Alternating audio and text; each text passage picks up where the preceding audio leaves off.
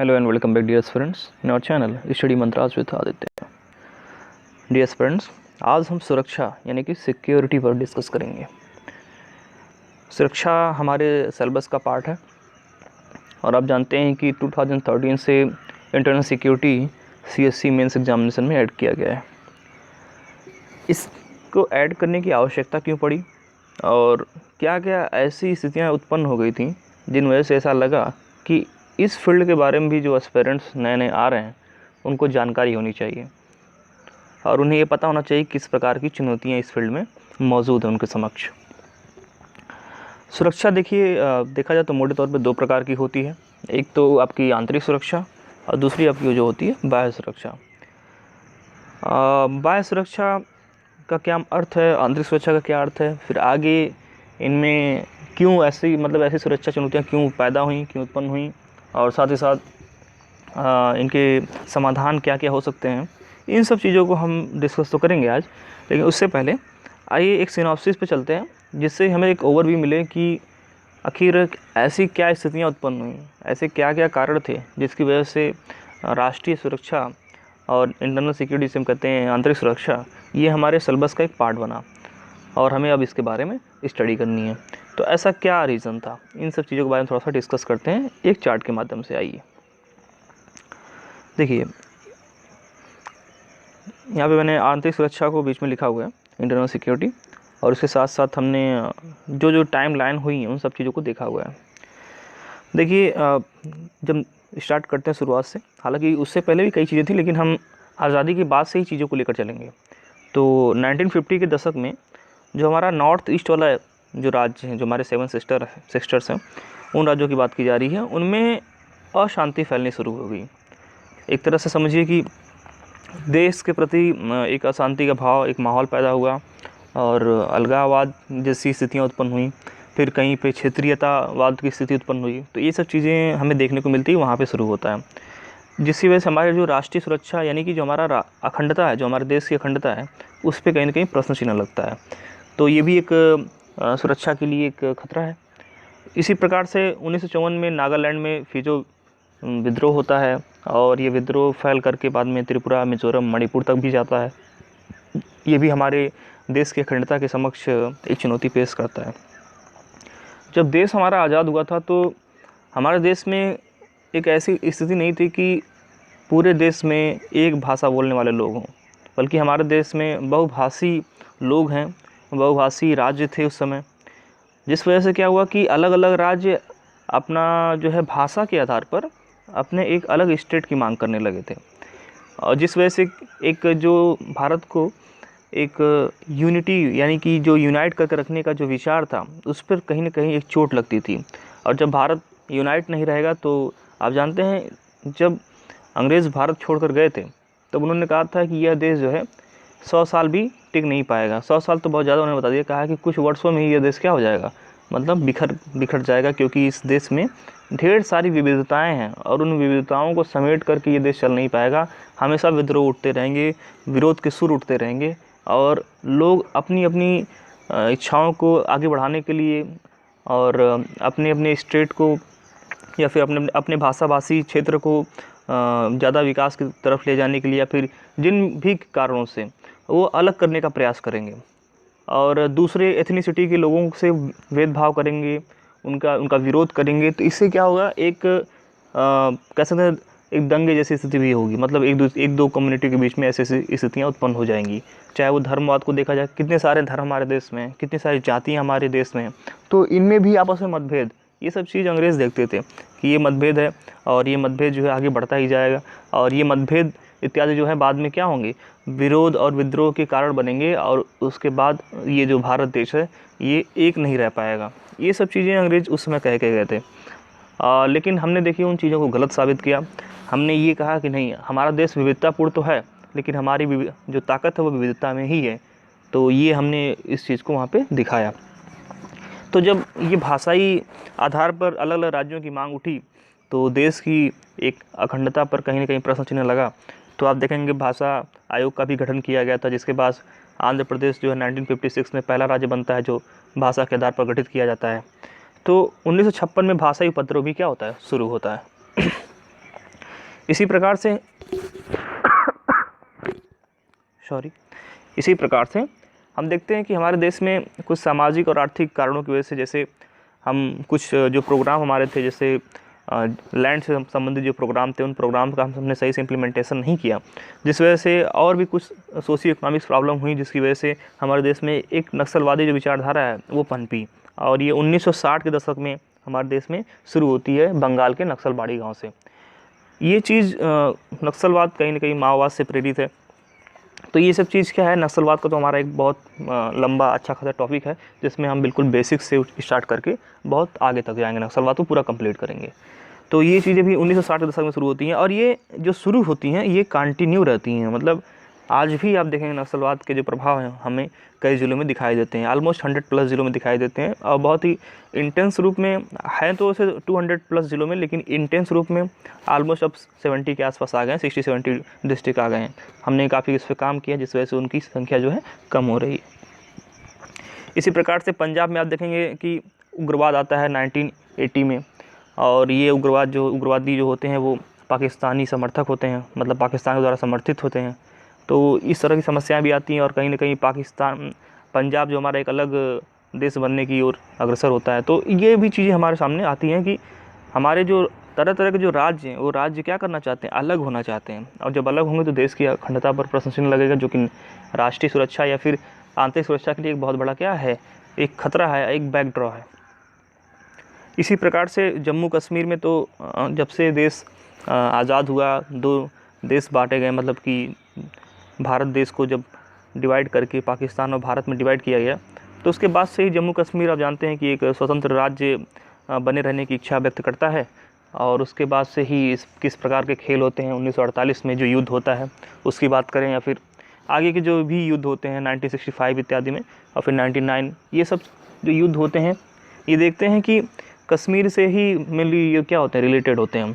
अगर 1971 का हम छोड़ दें तो इसमें आप देखें कश्मीर में रह रहे समस्याएं उत्पन्न होती थी, फिर रह रहे शांति होती, लेकिन जो 1990 का दशक है उस दौरान कश्मीर में फिर से आतंकवाद बिल्कुल बढ़ गया, और पाकिस्तान के द्वारा समर्थित ये आतंकवाद था, और लोग अचानक से क्या हो जाते हैं, उग्र हो जाते हैं, घटनाएं कई सारी होने लगती हैं। तो ये भी हमारे देश के लिए एक खतरा बनता है कि आज कहीं शांति नहीं है, लोग पीस में नहीं रह पा रहे हैं, और कहीं कभी भी हमला हो जा रहा है। तो एक तरह से एक एनामिटी का माहौल जो बन जाता है लोगों के बीच में। अब जब ये सब चीज़ें होती रहती हैं, उसी दौरान आप देखेंगे कि हमारे जो देश के लीडर होते हैं वो लोग भी इस चीज़ों को एनालिसिस करते रहते हैं। तो उस दौरान एक बहुत ही फेमस हुआ था ये कोटेशन, और आज भी काफ़ी फेमस है, जो हमारे फॉर्मर पीएम थे 2006 में, डॉक्टर मनमोहन सिंह। उन्होंने कहा कि जो नक्सलवाद है वो हमारे देश की सुरक्षा चुनौती के लिए बहुत बड़ा क्या है, खतरा है, यानी कि सबसे बड़ा खतरा है, biggest challenge to the internal security. उसी कड़ी में हम देखते हैं कि आगे 26/11 होता है, मुंबई में अटैक होता है, और कई सारे जो आम नागरिक हैं, निर्दोष नागरिक हैं, उनकी हत्या कर दी जाती है। और ये जो आतंकवादी होते हैं कहाँ से आते हैं, वो पाकिस्तान से आते हैं। इसी कड़ी में हम देखते हैं कि 2012 के समय में हमारे जो पूर्वोत्तर के जो छात्र हैं वो दक्षिण में जो पढ़ाई करते हैं वहाँ से क्या किया जाता है, उनको भगाया जाता है, इस संशय में कि ये जो है चाइनीज़ हैं, और इस प्रकार के उनके ऊपर आरोप प्रत्यारोप लगाए जाते हैं, उनको मारा पीटा जाता है।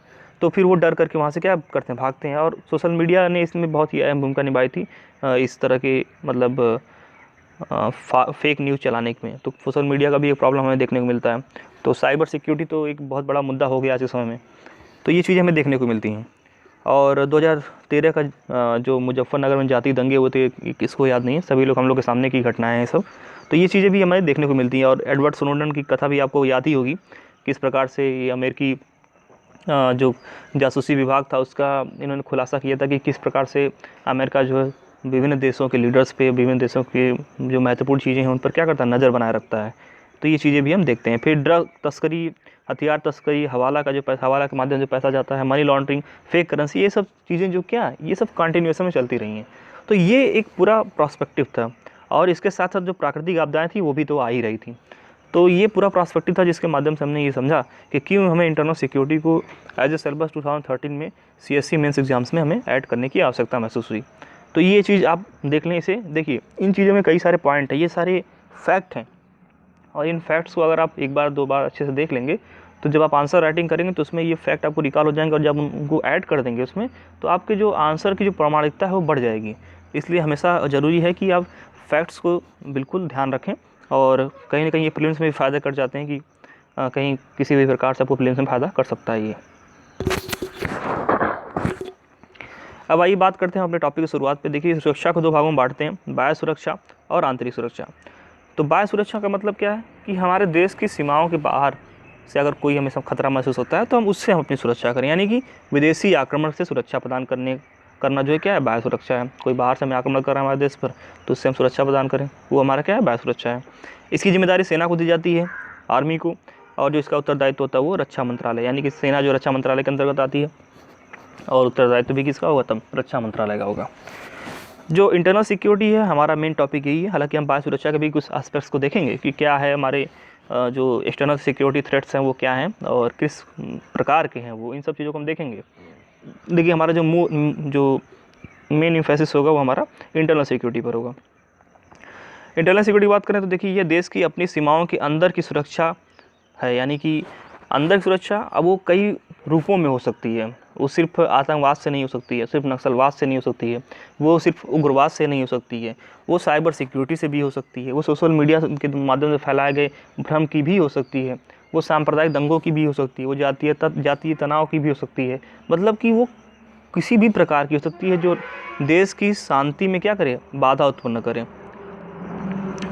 अब बात करते हैं हम इसके अंतर्गत देश में शांति, कानून व्यवस्था तथा देश की प्रभुसत्ता बनाए रखना क्या है, अंतर्निहित, यानी कि हम देश में शांति बनाए रखें, जो हमारा लॉ एंड ऑर्डर है उसको मेंटेन करके रखें, और देश हमारा क्या हो, सॉवरेन हो, हमारा देश संप्रभु हो, मतलब कि अपने निर्णय लेने में उसे किसी प्रकार के एक्टर्स की वजह से बाध्य न किया जाए। जैसे आपको याद होगा कि जो प्लेन हाईजैक हुआ था जिसमें कि जो मसूद अजहर था, इसको ये क्या किया गया था, इसको छोड़ा गया था, तो वो हमारे कहीं ना कहीं सॉवरेनिटी पे क्या था, एक प्रश्न चिन्ह था। तो ये चीज़ें हमें ना, मतलब ऐसी चीज़ें अगर हमारे सामने आती हैं तो हमारा एक तरह से जो हमारी सॉवरेनिटी हो वायलेट होती है। तो ये हमें ऐसी स्थिति का सामना न करना पड़े, इसके लिए हम अपनी सुरक्षा चुनौतियों की सुरक्षा जो तैयारी है उनको क्या करते हैं, मजबूत करते हैं। इसकी जिम्मेदारी देखिए होती है पुलिस की, और पुलिस का जो मदद करने का काम होता है वो कौन करता है, वो CAPFs करते हैं, यानी कि सेंट्रल आर्म्ड पुलिस फोर्सेस करते हैं, केंद्रीय सशस्त्र बल करते हैं। और जो ये सब फोर्सेज होते हैं, केंद्रीय जो CAPF की फोर्स होती है, ये तो गृह मंत्रालय के अंतर्गत आती है, होम मिनिस्ट्री के अंतर्गत, और जो पुलिस इत्यादि होती है स्टेट के सब्जेक्ट में होते हैं। तो लेकिन जो सुरक्षा, जो आंतरिक सुरक्षा की जो बात होती है उसका जो उत्तरदायित्व है वो गृह मंत्रालय के ऊपर आता है। और देखिए, गृह मंत्रालय बहुत ही इंपॉर्टेंट हो जाता है किसी भी देश में, क्योंकि ये पूरे देश की सुरक्षा संबंधी चीज़ों को ध्यान में रखता है। तो इसीलिए कहीं ना कहीं कुछ देशों में इसे जो है गृह मंत्रालय को, मिनिस्ट्री ऑफ होम अफेयर्स को हम मिनिस्ट्री ऑफ इंटरनल मैटर्स भी कहते हैं। तो ये कुछ देशों में ऐसा चलन है, तो इसे भी आप ध्यान रखेंगे। देखिए, जो सुरक्षा है हमारी आंतरिक सुरक्षा, जो किसी भी राष्ट्र की जो सुरक्षा है उसको कौटिल्य, जिनको आप जानते हैं विष्णुगुप्त के नाम से, कौटिल्य ने जो है 4 प्रकारों में बांटा है कि किसी भी एक राष्ट्र को किस प्रकार के खतरों का सामना करना पड़ सकता है। तो उन्होंने कहा कि ये इंटरनल थ्रेट हो सकता है, आंतरिक खतरा हो सकता है, एक्सटर्नल थ्रेट हो सकता है, बाह्य खतरा हो सकता है, और कहते हैं कि आंतरिक सहायता प्राप्त बाह्य खतरा, मतलब कि खतरा तो आपका बाहर से आ रहा है लेकिन उसे हेल्प किया जा रहा है देश के अंदर से। और दूसरा कहते हैं कि बाह्य सहायता प्राप्त आंतरिक खतरा, खतरा तो आपका क्या है, अंदर से है, लेकिन उसे हेल्प किया जा रहा है बाहर से। तो ये 2 तरह के, मतलब 4 तरह के इनके टोटल खतरे हैं जो बताए हैं इन्होंने कि एक राज्य को इस प्रकार के खतरे फेस करने पड़ सकते हैं। और भारत को आप देखेंगे कि चारों ही प्रकार के खतरों का सामना करना पड़ रहा है। चाहे आप देखें देश में उग्रवाद हो, उग्रवाद को भारत में बाहर से पोषित किया जाता है, और कुछ उग्रवाद हमारे देश में अंदर से ही पोषित किए जाते हैं। इसी प्रकार से और भी, जैसे नक्सलवाद में भी यही चीज़ हम देखने को मिलता है हमें, इंडियन मुजाहिदीन, उनके बारे में भी देख लीजिए। तो कहीं ना कहीं हमारे देश में ये चारों ही खतरे क्या हैं, मौजूद हैं, और हमें इन सभी से क्या करना है, निपटना है। अब आइए बात करते हैं कि क्या क्या, देखिए जो राष्ट्रीय सुरक्षा हमारे, उसके कारक क्या क्या हैं, यानी क्या क्या उसके एलिमेंट्स हैं, क्या क्या अवयव हैं कि राष्ट्रीय सुरक्षा किन बातों पर ध्यान रखी जाती है, कैसे होती है राष्ट्रीय सुरक्षा।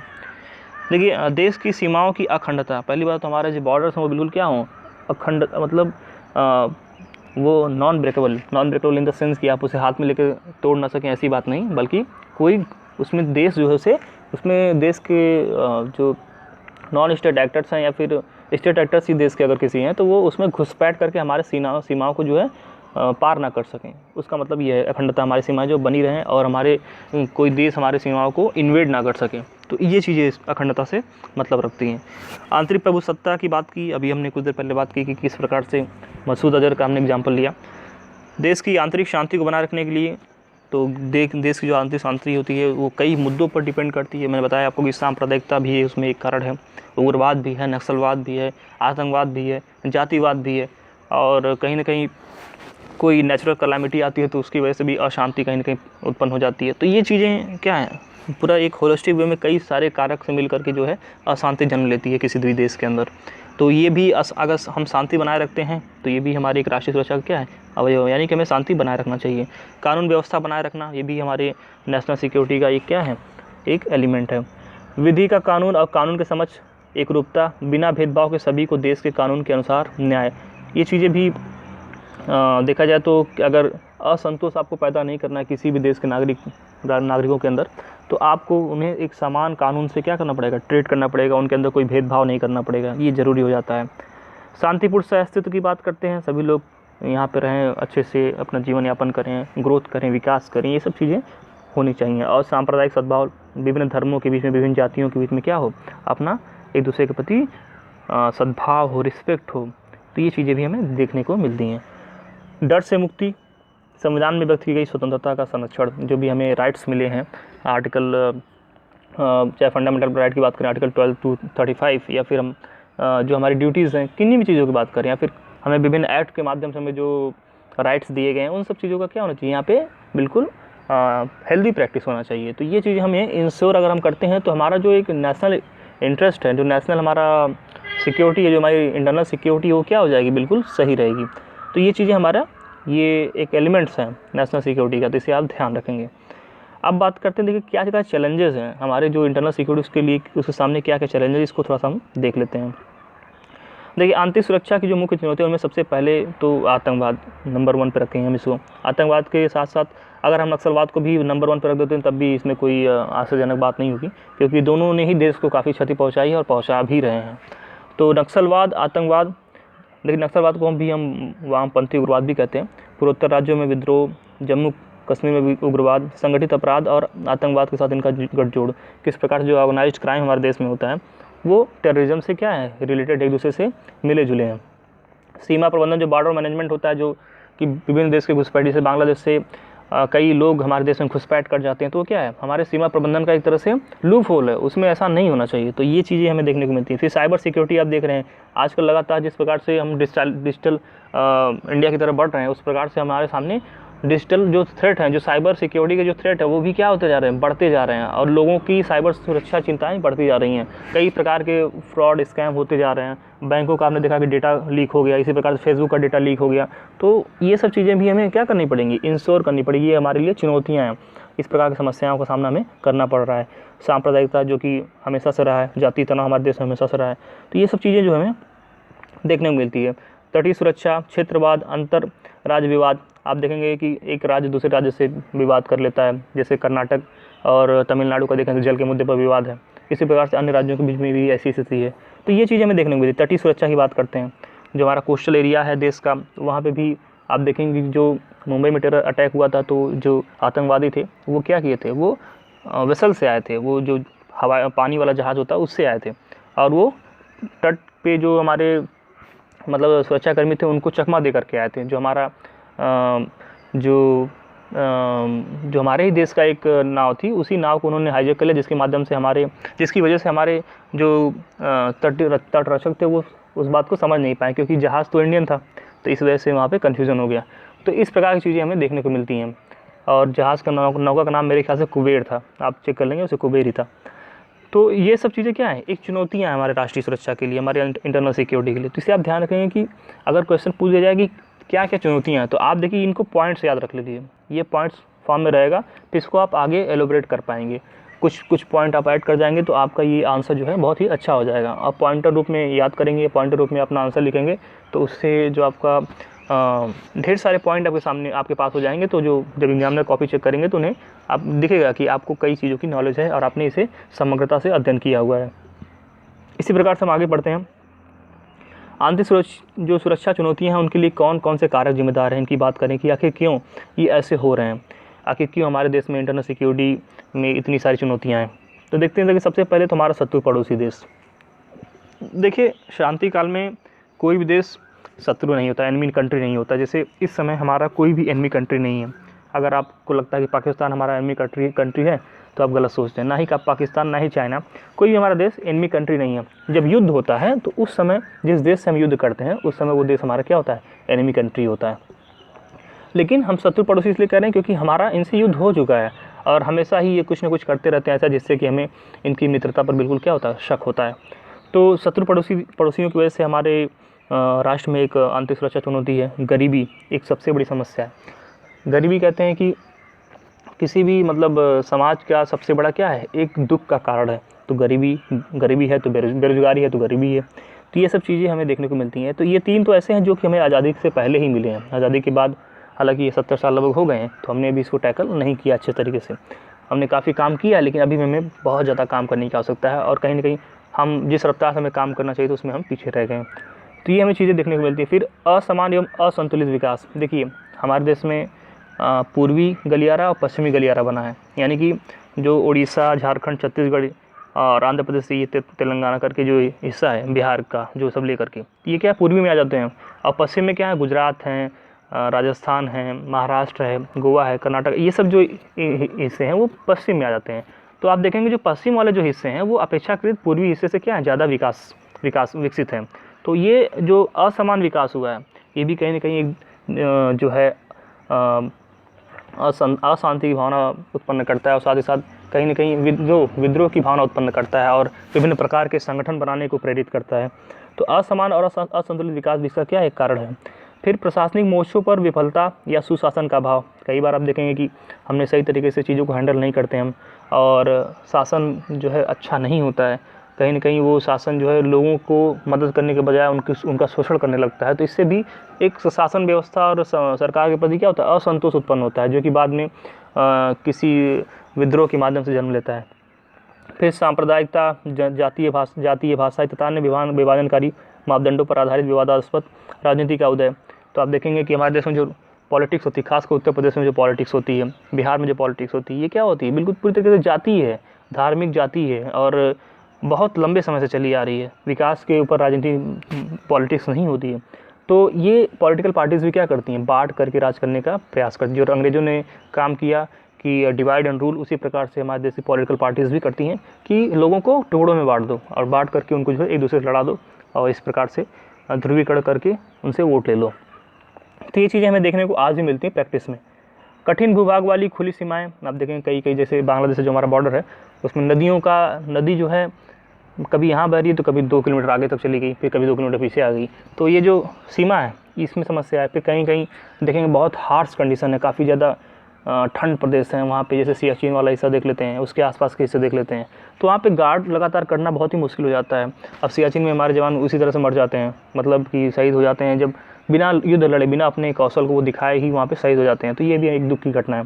तो इस प्रकार कठिन जो भूभाग है उनकी जो सीमाएँ जो खुली हैं उससे भी हमें समस्या उत्पन्न होती है। फिर कमज़ोर आपराधिक न्यायिक व्यवस्था। आप देखते हैं हमारे देश में जो जुडिशियल सिस्टम है काफ़ी ज़्यादा प्रेशर में है। लगभग मोर देन 3 करोड़ जो केसेस हैं वो पेंडिंग में है और जजेस की संख्या ऑलमोस्ट आई थिंक 25,000 के आसपास होगी या 20,000 होगी। तो ये बहुत ही कम है। इस चीज़ को हमें एड्रेस करना चाहिए। अभी जो सुप्रीम कोर्ट के जजेस हैं वो 31 से लेकर 34 किए गए हैं, लेकिन ये भी बहुत ही कम है। हमारे देश में अभी इस व्यवस्था को क्या करना चाहिए, और मजबूत करना चाहिए और हमें जजेस की भर्ती करनी चाहिए और मामलों को जल्द से जल्द निपटाना चाहिए। क्योंकि कहीं ना कहीं हमारे देश की जो लचर न्याय व्यवस्था है उसका फ़ायदा उठाकर कई सारे जो अपराधी हैं वो अपराध करने से जो है डरते नहीं हैं, क्योंकि उन्हें पता है कि ये बहुत लंबा केस चलेगा और तब तक हमारा जीवन भी पूरा हो जाएगा। भ्रष्टाचार के कारण अपराधियों, पुलिस एवं राजनेताओं के बीच साठगांठ। भ्रष्टाचार एक बहुत बड़ी समस्या हमारे देश में है। स्विस बैंक का मामला उठा था, काले धन का मामला उठा था। ये सब चीज़ें क्यों हैं? क्योंकि हमारे देश में भ्रष्टाचार काफ़ी ज़्यादा है, जिस कारण संगठित अपराधों पर जो है कोई रोक नहीं होती है। तो ये सभी समस्याएं हैं, देखिए जिन समस्याओं की वजह से हमारे देश में ये चीज़ें हो रही हैं। मतलब इन चीज़ों की वजह से हमारे देश में इंटरनल जो सिक्योरिटी है वो उत्पन्न हो रही है, उसके चैलेंजेस उत्पन्न हो रहे हैं। अमीरी एवं गरीबी के मध्य बढ़ती खाई। आप देख रहे हैं कि लगभग ऑलमोस्ट जो 1% 1% जो हमारे देश में लोग हैं काफ़ी ज़्यादा अमीर है, और जो 99% है वो बहुत ही कम अमीर है। आधे का आधा वेल्थ का फ़र्क आ जाता है। फिर वहीं पे 70% ऐसे लोग हैं जो आधे से भी कम में गुजारा कर रहे हैं पूरे देश के वेल्थ का, और जो बाकी लोग हैं वो आधे से ज़्यादा में कर रहे हैं गुजारा। तो ये चीज़ें क्या है, दिखाती हैं किस प्रकार से हमने जो है बहुत ही इनइक्विटेबल विकास किया हुआ है अपने समाज में। तो ये चीज़ें हमारे देश में उत्पन्न करती हैं कहीं ना कहीं आंतरिक सुरक्षा की विभिन्न प्रकार की समस्याओं को। अब ये देखें कि इन कारकों का लाभ जो है पड़ोसी देश अपना हित साधने में लगाते हैं। अब जो विभिन्न पड़ोसी हमारे देश, शत्रु पड़ोसी देश, वो देखते हैं कि अच्छा भारत में ये समस्याएं हैं, लोग आपस में लड़ रहे हैं, अच्छा धर्म के नाम पे लोगों को भड़काया जा रहा है, जाति के नाम पे लोगों में तनाव उत्पन्न किया जाए, तो इसका क्यों ना फ़ायदा उठाया जाए, क्यों ना कुछ लोगों को पकड़ करके उनमें कुछ आइडियोलॉजी डाली जाए और फिर उनको मोबिलाइज़ किया जाए, उनको ह्यूमन एक तरह से कह सकते हैं कि बॉम्ब बनाया जाए और फिर उनको जो है आतंकवाद फैलाने के लिए प्रेरित किया जाए, अपने हक़ के लड़ने के लिए उनको नक्सलवाद की तरफ धकेल दिया जाए। तो और इस प्रकार से उनको क्या कर दिया जाए, स्टेट के खिलाफ एक वार में डाल दिया जाए। तो ये सब चीज़ें हमें देखने को मिलती हैं। अब देखिए ये सब जब चीज़ें हमें देखने को मिलती हैं तो हमारी जो सुरक्षा चुनौतियाँ वो क्या होती है, और बढ़ जाती हैं। जब हमारे देश के अपने ही नागरिक देश को क्षति पहुंचाने के लिए खड़े हो जाते हैं, तो इसका मतलब हमें ये देखना पड़ता है कि कहीं ना कहीं हमारी जो सिस्टम, हमारा जो व्यवस्था है, उसमें कहीं ना कहीं हमें काफ़ी कमियां छोड़ रखी हैं, जिसकी वजह से जो देश का नागरिक वो देश के खिलाफ खड़ा हो जा रहा है। तो इन कमियों को हमें दूर करना चाहिए। जो हथियार उठाते हैं उनको हमें कर्ब करना चाहिए, और जो अपनी मांग उठाते हैं शांतिपूर्ण तरीके से, उनकी मांगों को हमें संवेदन से सुनना चाहिए, बहुत ही सिंपैथी रख कर सुनना चाहिए, और उनकी बातों को समझने का प्रयास करना चाहिए, और फिर उसको उसी नज़रिए से सॉल्व करने का प्रयास करना चाहिए। ये नहीं कि उनको भी फिर दबा दें। तो ये सब चीज़ें देखिए बहुत ही हमें होलिस्टिक वे में देखना चाहिए, क्योंकि जो राष्ट्रीय सुरक्षा है, जो इंटरनल सिक्योरिटी है, वो देश का एक महत्वपूर्ण एस्पेक्ट है।